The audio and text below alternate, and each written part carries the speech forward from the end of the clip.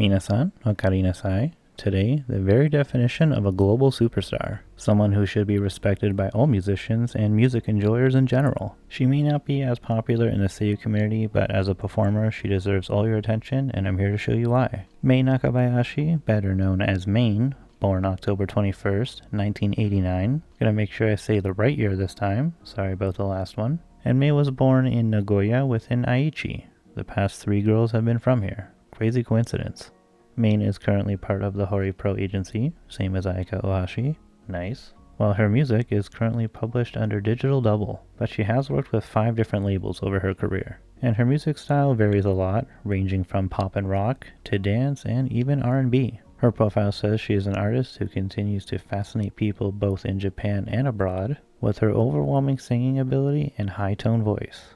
I don't know if it's a translation error, but I feel her voice is actually quite deep. Anyway, her origins. When Mei was 3 years old, she loved watching J-pop singer Nami Amuro. This inspired her to want to become an artist of her caliber. She also had an interest in anime, specifically Sailor Moon, since her childhood. My big reason being after hearing the theme song at a karaoke bar. After that, she participated in numerous singing competitions and musicals. She was even selected several times as a representative of the Aichi Prefecture, and received a full-fledged audition when she was only 9 years old. In 2003, when she was 13, she won 4th place amongst almost 35,000 other contestants. This was for the 28th Hori Pro Talent Scout Caravan audition, and with this she received a chance to make her musical debut. 2005 was her debut under her real name at just 15 years old, under the label Universal Sigma. Her song Crazy Crazy Crazy, and 2 months later was her song Sympathy. There was also her first limited edition single titled Happy, no official art for this. Well, if there is, it's kind of hard to find, and she's gonna have like 12 of these total. And if you're curious as to why these are in a different category, they're just limited releases, meaning after they are sold out, they are gone forever. Odd business decision, but it is what it is. Let's move on to 2006. Her final song under her real name, Fallen In or Not, featuring hip-hop singer Simo. Then her song Cry a Little was the ending for the show Love Get You, her very first Annie song at just 16 years old. 2007, all she had was her second limited release, the song Ame ni Sakuhana. 2008 was a really big year for her. First off, she didn't release any new official singles, but she did sing 4 ending themes for Macross Frontier: Diamond Crevice, Empty Diamond Crevice, Northern Cross, and Triangular. That last song being sang with Megumi Nakajima, one of the leads in the show. Also just all-time Macross legend. The 2 of them also sang the 3rd opening, Lion. Mei didn't have a speaking role, but she became the official singing voice for the main character. Get it? Main character? And her name is Cheryl Nome. Then if you're curious, Aya Endo would be her speaking voice. 2009 was her re-debut under the name Mayn, with her song Kimi Shinitaimo Koto Nakare, opening for Shangri-La.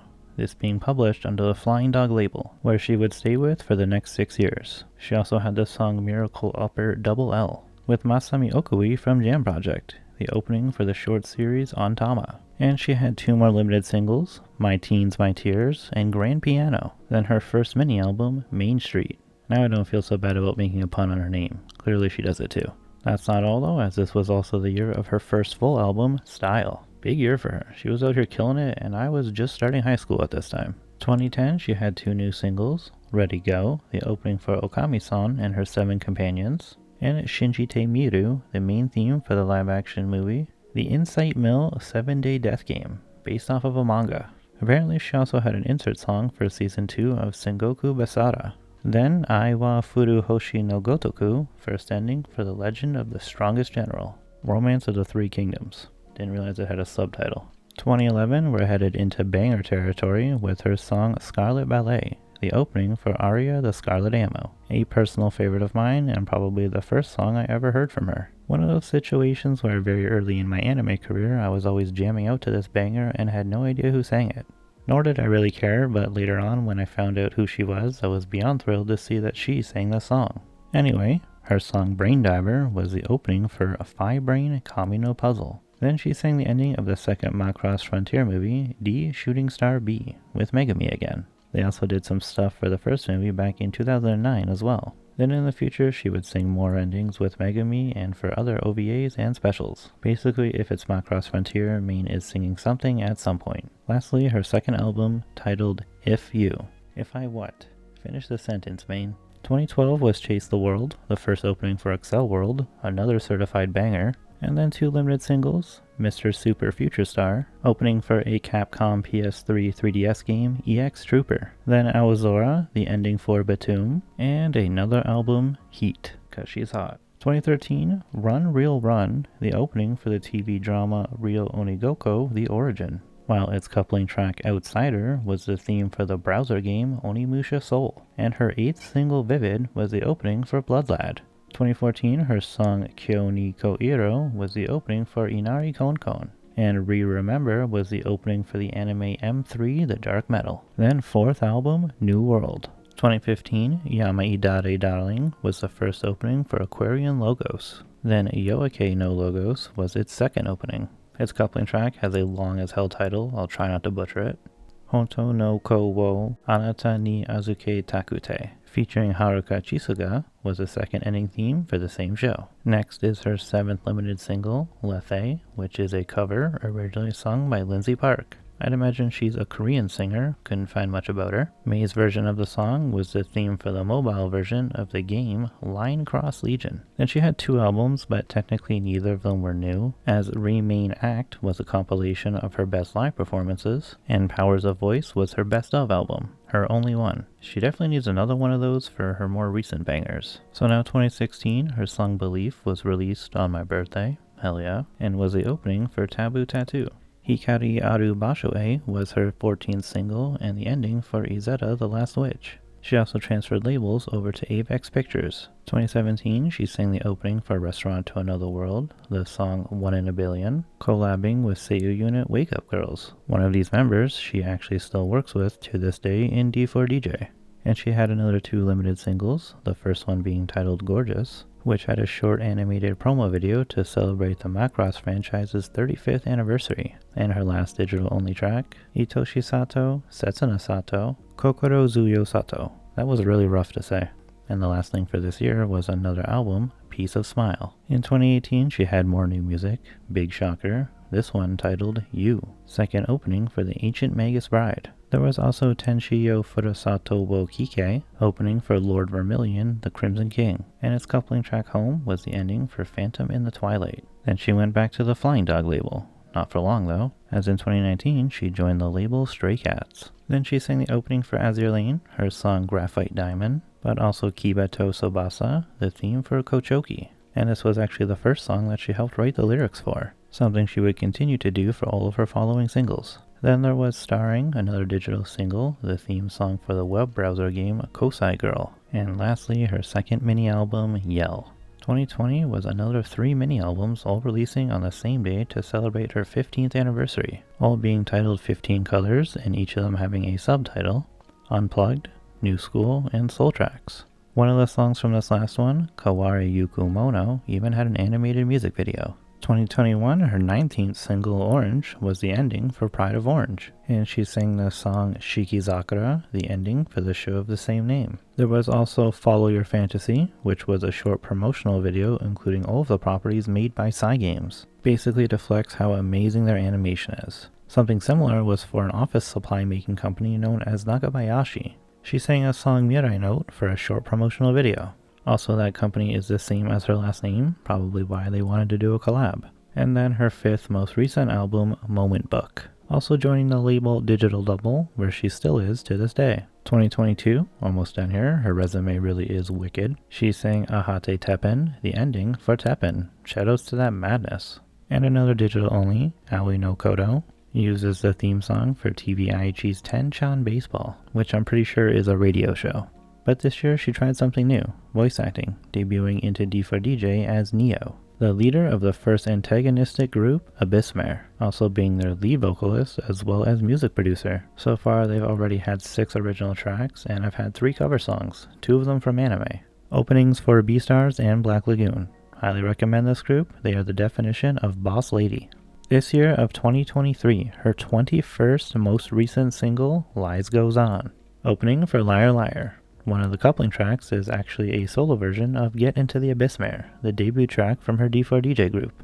The other coupling track, Glory, was used as the theme song for the Japanese dub of the Chinese movie Master of Skill for the Glory. So that's it for this year, and here is where I usually go over the minor roles, but she doesn't have any.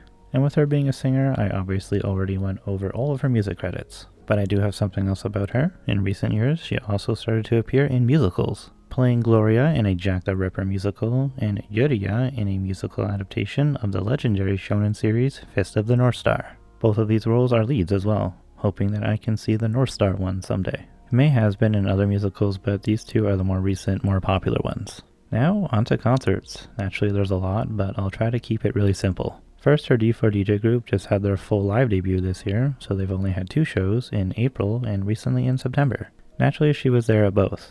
As a solo performer, she has performed at many music events in Japan, but also the rest of Asia, Europe, and North America. In 2010, she performed her first solo concert at the Budokan, which sold out in only 1 day. For those who don't know, the Budokan is like the idol venue and like the place you want to be. And 2010 was like 5 years into her career, 2 since her re-debut, so that was like a really big deal.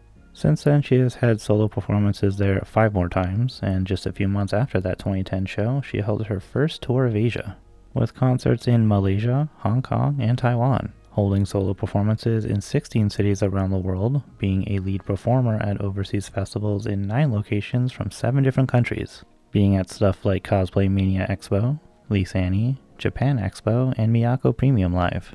She's even represented her country at events like the Abu TV Song Festival in Vietnam, and she's been at AFA Asia a bunch throughout the years, basically becoming a regular there. And very soon, she'll be at the AniFest in Singapore. As for good old America, she's performed in San Francisco and Los Angeles. I'd assume more, but those were the main ones that I could find. Naturally, she's been at many Macross concerts, like the Macross F Chujiku Super Live around 2015, Live Galaxy in 2021, and even some of the Wallacure stuff too, like their third in 2018. Also, for her former label Flying Dog, she was there at the 10th Anniversary Live. But of course, I have to mention the 2 big festivals in Japan, and well, she's never been at either.